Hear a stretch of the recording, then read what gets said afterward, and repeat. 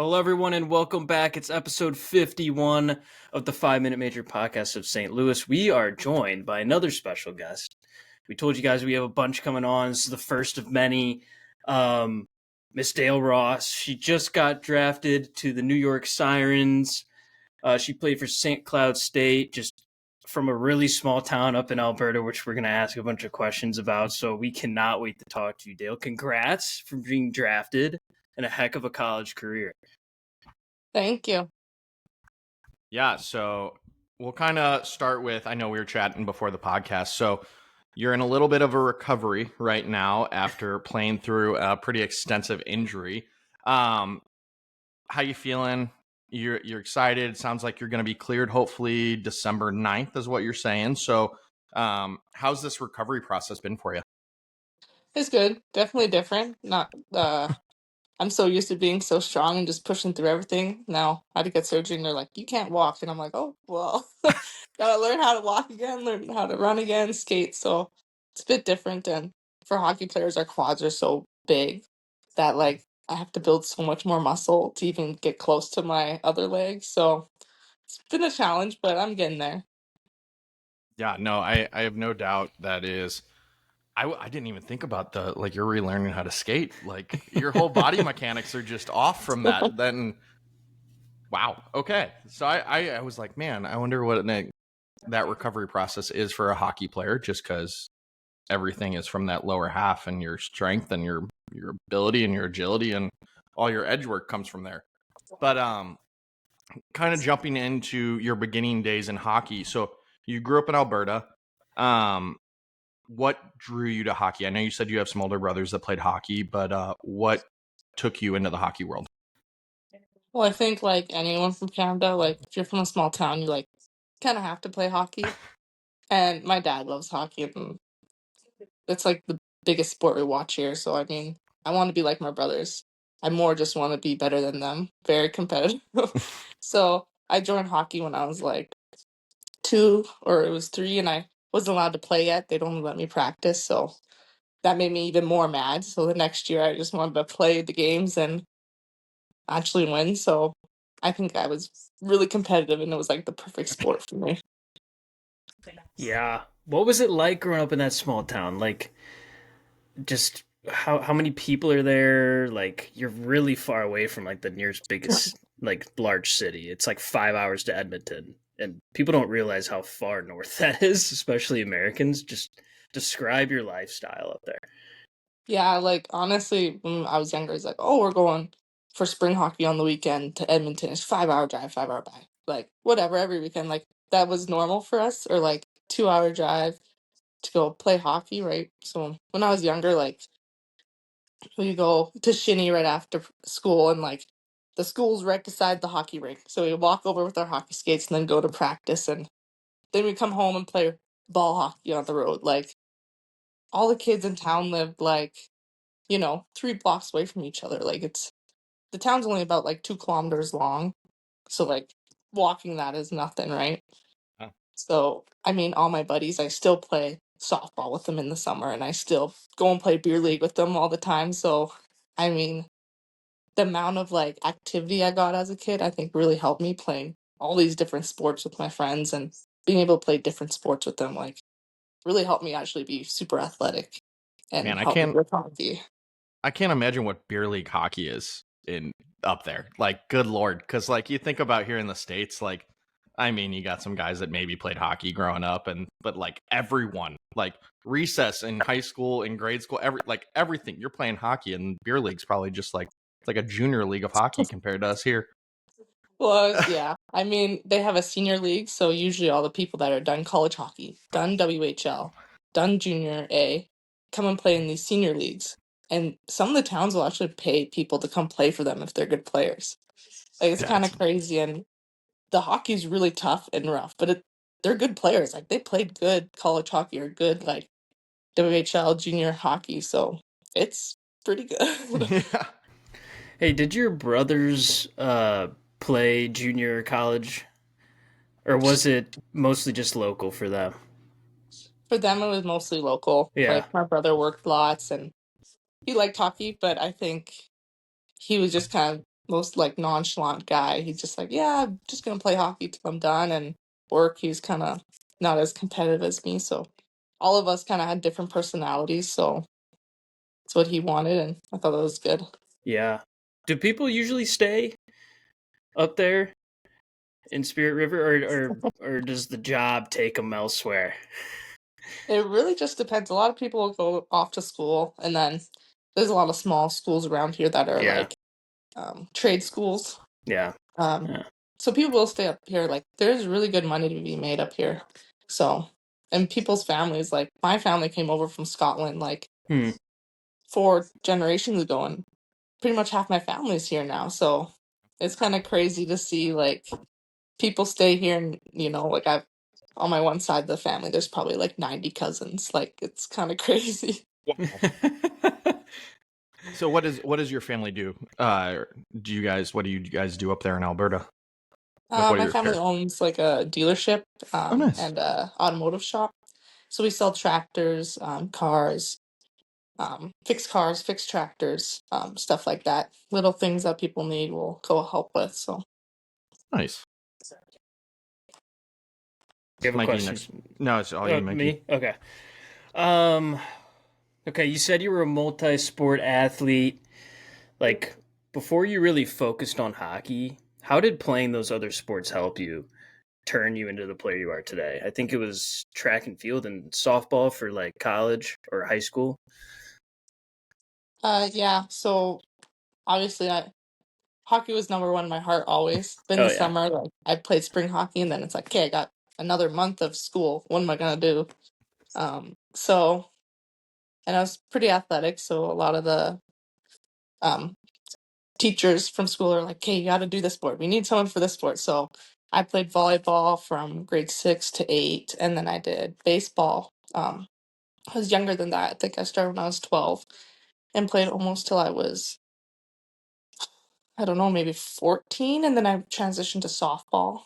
Um, I did track and field. I liked cross country. I was supposed to go to, in Canada, it's like zones. So you do your zone, and then you can go to provincials, which is like the province.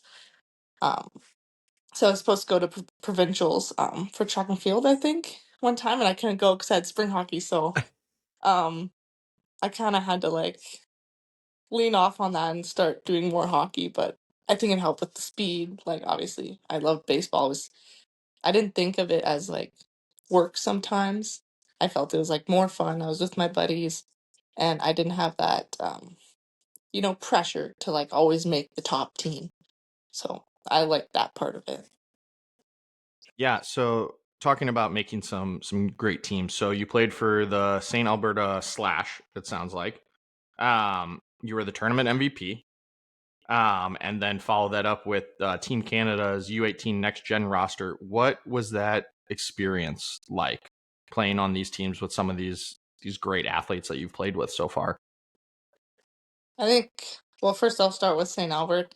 I really didn't know like if I wanted to go to a private school or St. Albert, and watching them play at nationals for 2 years in a row, I was like, okay, like I want to go to this team. Like, but it was a lot different hockey. Like, it wasn't like, um, you have your all-star on your team that helps you win all the games. It was a team game, and I've never played that kind of hockey before, and I think that really helped me become a better player. And then, going to nationals, like I'm really good at getting better each game. So when we were playing like 6 games in 7 days, our team just kept getting better and better. And like then after winning, it was just like, I've never won something that big. I've always been on the team that lost or we didn't do very well. Like when I played in Grant Prairie, which was like an hour away from us, we probably won like 2 games our first season. Like, being on the other side of things felt pretty good. So I wanted to keep being on those better teams. No, I don't blame you. That's I think that's the winning drive you have in you, and I think that's what you ended up taking with you to college, and now we're going to see that in the PWHL is that you just have this innate sense in yourself that you want to get better, and I think that's sounds like it started young and started from your family, and you're taking it forward. Yeah. But kind of jumping in, I'll kind of jump to college hockey. Um, so you went to St. Cloud State. Was that your number one choice? What was your path to college hockey? What teams did you kind of look at? And I know you ended up doing some great things at St. Cloud State, but what other schools in that did you look at? Well, I was talking to a couple other schools, and this was kind of time during COVID. We were doing Team Canada camp online as right after I was doing the recruiting process, so it was kind of crazy. Um, so basically, I was looking at St. Cloud, and then I think maybe the Colgate or Cornell. It's been so long, actually. And Yale. Yale was really good at the time, my first year. But I really, honestly, when I was first year midget, I didn't even know what NCAA D1 was, isn't which is kind of crazy because I'm from such a small town, and after looking at it, I was like, oh my gosh, all these Olympians are in the WCHA, and percentage wise, for Canadian Olympians and US Olympians and all the other nationalities, I'm like, I want to play against the best. I want to be the best. I want to become the best. And obviously, I know I'm far from that, but to compete against them, I definitely knew that'd make me um, that much better. Um, to prove, say, hey, I can compete against the best. Um, I can get better and compete with like the next level. So that was kind of my mindset. I'm like, I want to play. I want to play against the best. I want to get better. So going to St. Cloud was kind of more like, I wanted the best hockey, WCHA hockey. And then I ended up like loving it there. It's small town too, kind of. So it fit the role. Yeah, the WCHA is stacked. I mean, you Ohio State, Wisconsin, Minnesota Duluth. Holy cow! So you played against McKenna, then I assume, because you guys were. What was it like playing against McKenna Webster? She was fast. The first time I played against her, I didn't realize how good her hands were, and she did a little dangle along the wall, and I caught myself on the wrong side. I was like, "Dang it!" I caught up to her again, but I was like, "I didn't expect that." Like I'm used to just hitting people, and so you adjust to players when you play them. So it's funny that now we're gonna be playing together, or maybe playing together. Even like O'Brien, I'll be playing against. Like, Yeah. it's just so funny because I studied them on film and like how to break them down so I could play against them. And now I'm playing with them, so it's kind of crazy. That's cool. Yeah. As a freshman, you were like unreal, just hopping right into college. What was your biggest adjustment from AAA to college, though? I think it was definitely different, like the speed Mm. and my size. Like obviously I'm like average height. But I know if I want to play WCHA hockey, I need to be bigger and more physical because as a forward you can be so skilled, but as a defenseman, if you have skills, sometimes that it doesn't really help you. If that makes sense, you got to be smarter, you got to be tougher. Um, Especially playing against those players that are skilled, right? You got to take their hands away and stuff. So that was my biggest adjustment is like, okay, how can I play a role in this league and be the best at it? How can I play a role in this league and get me to the next level? So it's like, okay, there's so many forwards that can score goals. There's so many forwards that are good at that. And I can score goals too, but now if I want to play against them and maybe make national team again one day, what am I supposed to do? So I had to be an elite defender. I had to be a good skater. I had to be stronger. So lots of hours in the gym, which sucked, but that's okay. And lots of hours like just working on my skating. That's it translates on from every level of the sport. Like people have had to transition the way they play to get to where they want to be on every level. I mean, every NHL player we've talked to has said that.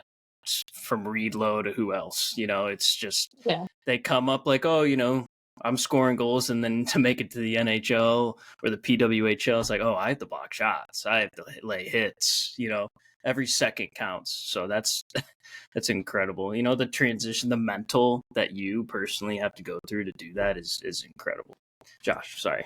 Yeah, no, we're talking about the block shots. You are a block shot master. So it looks like you have the program record of 104 for St. Cloud, which that in itself is insane. And then the beating you probably took on your body of blocking shots all season long. Um, what about blocking shots? Because it seems like that's your bread and butter. When did you think like this is going to be my thing and I'm going to block every shot? I know that's a defenseman's role, but like you took it to a whole other level. I think, well, maybe my second year, we kind of spent more time in the D zone than we would like. So I got some more opportunities blocking shots, which sucked, but that's okay. It's part of the game. But I went through one pair of shin pads that season. They were so bad. I glued them, I taped them. Like, I need a new pair of shin pads. I think I went through 3 pairs that year. Oh, it was, yeah. Took a That sound beating. that sounds like beer league. It was Just I gotta keep these. I gotta wait till next year to buy a new pair.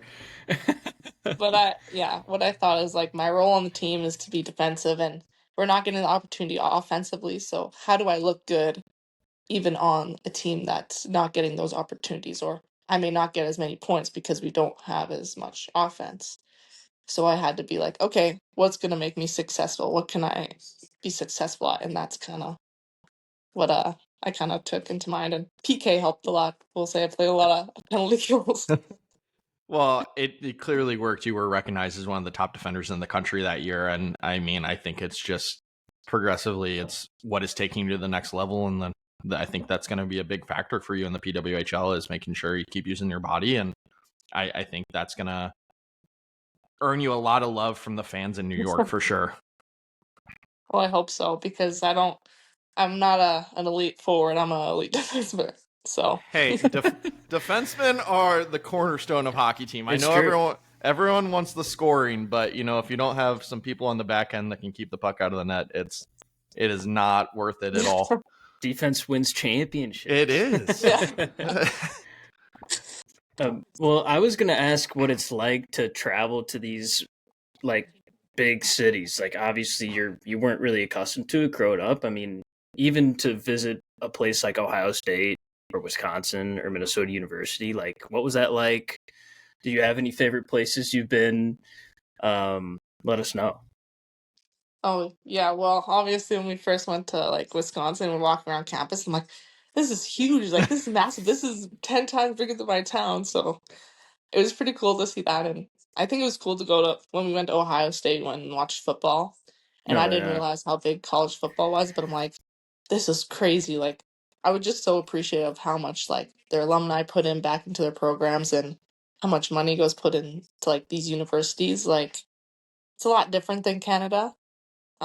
Obviously it was a little bit of a culture shock. I'm not used to that many people. You guys might get a kick out of this one, but do you know those little things that drive around and they put food in them and then Yeah. they deliver? So the first time I seen one of those was in Ohio, and I was like, "What is that?" Like my teammate and I were like, "What the heck is that?" And she was European too, and they're like, "Oh yeah, like they deliver food and stuff." And I was like, "We've never seen one of those before. That's so cool!" And we jumped in front of it, and it like started yelling at us. That's Oh crazy. man. I wouldn't even think about that. It's crazy to kind of think about. And Mike and I grew up in a bigger city, so I think we're just kind of accustomed to those things. But I think it's funny, even with my girlfriend who grew up in a smaller town, like some of the things that you just don't think of that are just normal to us that people aren't used to. All right, let's see. So you wore the C while you were in school. So what year did you end up being named the captain for St. Cloud? So I was assistant captain my junior year, and then captain my last year with 3 other girls. Okay. Um, we just kind of all worked together, and the coach kind of said like, "You guys are all kind of like a leader in your own way." So we had like Emma Gentry, she was just like a workhorse, and then same with me and Taylor, which she could speak more in the dressing room, and then same with Grace Wolf, she spoke more. So it was kind of like we all had our own roles, but like I was a leader that didn't really talk much. I was more one-on-one talking, or I showed it through my work ethic and through the habits that I do. So that was kind of my role. Yeah, I feel like that's a huge factor, and I think different players respond to different things. And I know you probably know, like, there's different personalities in every locker room. Um, with the players you played with, who were some of your favorite players to play with? Who were you paired with on the back end? I had a couple. I had Tatum Geyer. She was a senior and then super senior my sophomore year, and then I got paired with Taylor Larson. She was the most calmest person ever, and for me on the ice, I'm usually like always going, motor's always going, a little more crazy. But she kept me cool, so we were a good pair together. We're almost like a couple, like I'm the crazy and she's the calm, kept us level. So we worked really well together, and she was a really good defenseman too. And I played with Siri. I can't say her last name. Eurola. She's Finnish, but she's a very good player. Um, Created some little more offense in our last year. Um, Loved playing with her because I learned so much from her and she learned so much from me. And she's just going to keep growing. So I'm excited to see her, hopefully at the Olympics for the Finnish team. Yeah, that'll be awesome. With your experience in college, what do you think? Like you had a great coaching staff while you were at St. Cloud. What kind of impact did they have on you and your game? Because I know, like you said, it's continued to evolve, and you knew you had to become more of a block shot defenseman. And what from this coaching staff do you think is going to help take you to this next level as you advance into the PWHL? Wait, repeat the last part. It just like cut out a bit. What would you take from like your coaching staff going into the league, like the PWHL? Like, what factors do you think they instilled in you that's going to help you?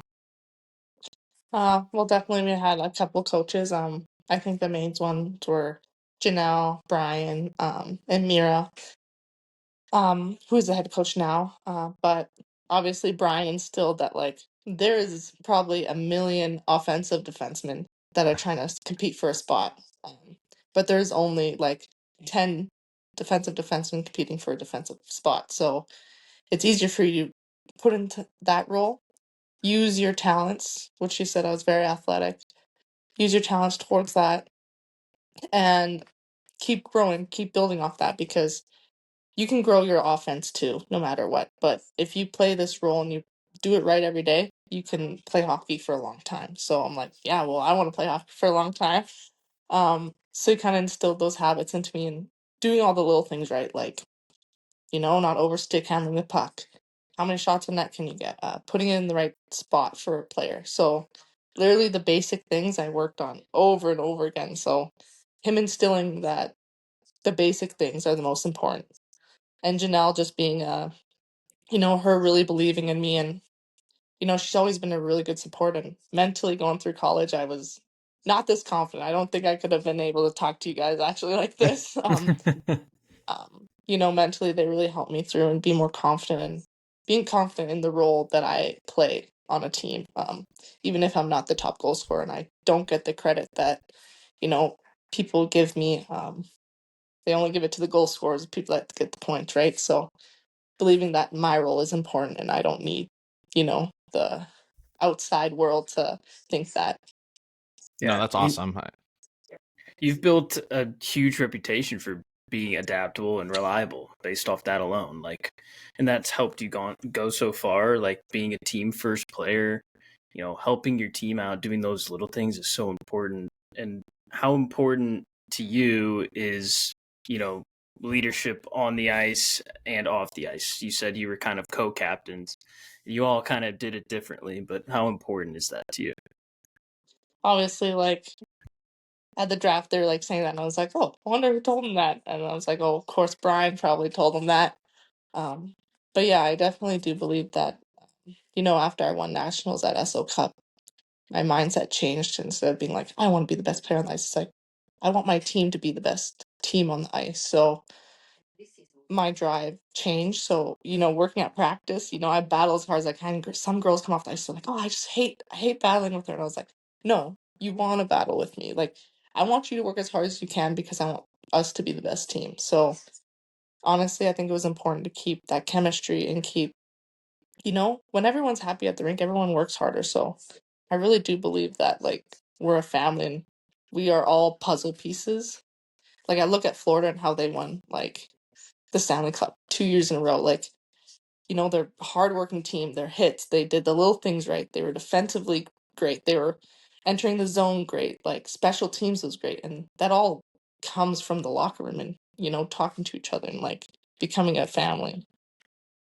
I like how you talked about that, because everyone we've talked to that has played in the league and has progressed in the PWHL and in college hockey all have that similar mindset. And I think that's a testament to who you are. And I think that it's awesome, because I think our goal with this podcast and our goal with trying to get more women who are playing in hockey, and to let younger girls and everyone know, like, there's a pathway to playing very competitive hockey, and you're a testament to it. You're showing the confidence you've grown over the years. It's just put the work in, and then everything falls into place. And everyone we've talked to, from the collegiate coaches and all that, are all have similar mindsets in that regard. And I think that it's just cool to see you progress and you keep going. And it's cool that the hockey mindset and the family mindset is such a huge factor in hockey. And I think that's why Mike and I love the sport so much, is because I think it's a great group of individuals with a good mindset, and you're grateful for where you come from. And that's the best part about it. Well, thanks. So what do you think about New York? It's obviously a complete 180 from what you grew up on. It is massive. It's the biggest city, you know. They were kind of struggling last year. Are you gonna go in, kind of take a leadership role? Or are you gonna kind of try and build that family? What do you think?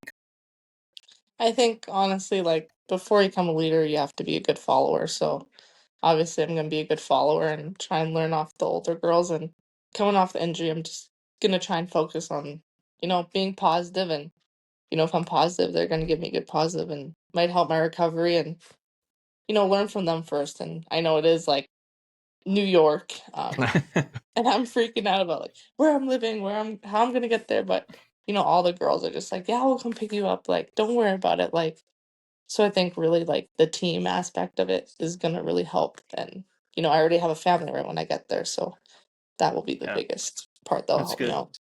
Yeah, I was gonna say, like, how does that transition process work for y'all? Like, once you're drafted, you sign your contract.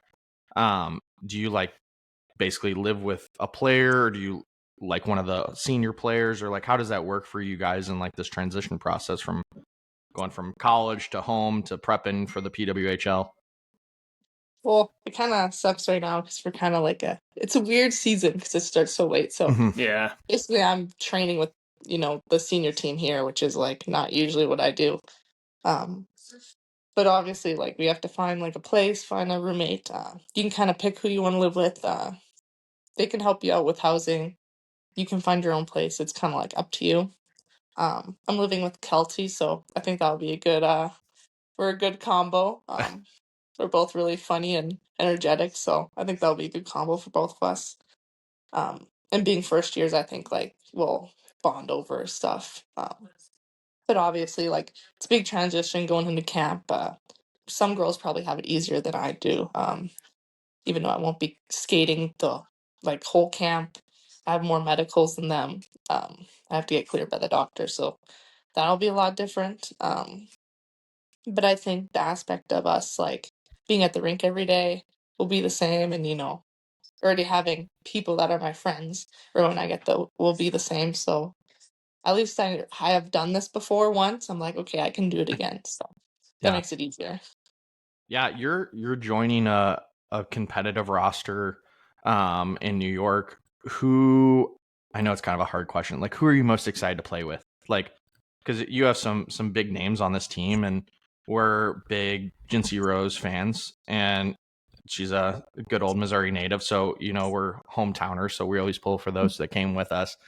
Who are you looking forward to playing with? You have a great roster, a great coaching staff. Obviously, Jinsey Rose, you just mentioned her, but yeah, big fan of her.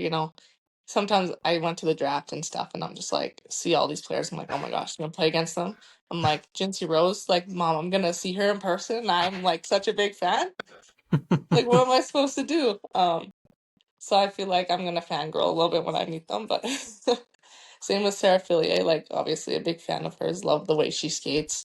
Um, Same with all the other girls that I played against, like O'Brien and Webster, if I do get to play with her. Yeah. Anyways, like all those names, like I played against them, I seen them on like on national teams. Like I'm kind of a fan of just everybody because Yeah, I'm no, from such a small town. I'm just like, I feel like I'm not going on the team. I feel like I'm just like one of the fangirls, that's uh, awesome. the game's growing so fast. Like PWHL has the 2 new teams. They're talking about even 4 more next year, which is insane to think about. Um, how exciting is it for you to almost be like a pioneer for this league? I think it's pretty cool. I mean, when I was younger, all I thought about it was like, I'm gonna make national team. That's all I want. That's what I'm gonna do. And then when you get to college, you're like, okay, well, there's no league. Where do I keep developing? So I'm just so happy there's another place for us to play and like play professionally and not have to work like 2 jobs. So I Right. mean, it's pretty cool and like there's a big movement with women's like sports and it's kind of nice to finally get the recognition that like we're good players too and we should be able to keep playing as well. Yeah, Yeah. no, I think that's why we wanted to make such a big push this year and try to cover more PWHL, because in the podcasting world and in the hockey talk world, there's not enough people covering it. And that's why I really wanted to reach out to you and get you on here, because I think people need to realize the sport's growing and it's growing fast and there's so much opportunity for you guys. With that, what do you think is going to be the biggest challenge going into the season? I know you're coming off an injury. Besides your recovery process, what is like your biggest challenge you think you're going to have this season? I think definitely it's like a new start. Like it's always hard to start new and learn systems and learn how players play and have that confidence. I'm gonna lose a lot of confidence with my injury. I'm gonna lose a lot of confidence being a new player. So mentally, I know I'm a lot stronger than I was as a freshman, as an 18-year-old. Um, but I'm gonna have to be mentally tough. Like Yeah. it's the game of hockey is all mental, I really think, and that's one thing I have worked on all 4 years of my college career. Like, sure, I was a good player, but I think I became an even better player my last year just because I was there. And so I think that's going to be the struggle to try and be mentally there all the time. Yeah. Josh, I don't know if I have any other questions. All Do you? right. I end with a fun one we always ask. Like, we either ask, if you're from St. Louis, what's your favorite place to eat? But like, what is your go-to pregame meal? That we always end with some silly question. So what is your pregame meal of Well, choice? I would say I like chickpea noodles with some cheese and then Okay. chicken and then some vegetables. That's my go-to. That's Okay. pretty good. That's a good Yeah. one. Also, I have not gotten the chickpea noodles from anyone so far. So you are the claim to fame on Well, the chickpea noodles so far. That's I can't awesome. have a lot of gluten, so that's why. Okay. The struggle. Yeah. No, that's we were so happy that you're willing to come on, and thank you so much. And then lastly, if you could give a little bit of advice to a young girl playing hockey or anyone playing hockey, what would you tell them? I'd tell 'em it seems so corny, but just don't give up. Like, you want to give up, but just keep going. If you slow down, that's okay. If you speed up, that's okay. Just keep going and don't give up because if you stop, then you're stopped. But if you just continually keep going, you're going to get better and better, even if it's a little bit. No, that's awesome. Well, we appreciate you coming on, and we're excited to see this next season for you, and we're really pulling for you. And you'll have some fans here. We joked we're Boston Fleet fans and we're New York Sirens fans right now, so we're waiting to see where we're gonna go. No, but we're really excited for you, and it's gonna be a good camp and speedy recovery, and it's gonna be a good year for you. We hope. Thanks, I appreciate it. I know probably going into camp with 2 ACLs would be better than one, so. Well, it. You just That's had to. hockey. It's hockey. You never know how it's gonna go. But all right, Anyways, fans. I We appreciate it. of course, yeah. Thank you so much, and as always, thanks to everyone that tunes in to the 5 Minute Major, guys. And we'll have more coverage coming soon. Hello, everyone. Welcome here to the 5 Minute Major podcast of STL, presented by Across the Board. Yes, that's right. We are now partnered with Across the Board Handcrafted Unique Entertainment, which is a one-of-a-kind St. Louis-based company that creates some of the best games in the country. They have games ranging from horse racing to NASCAR, baseball to hockey, Across the Board provides quality entertainment for all ages. Here's one of their penny hockey games that we were able to partner with them on. So it has our logo, which is super cool. You can play this game at home. You can display it in your man cave. There's so many different potentials that you can do with these games. But you should check them out, guys.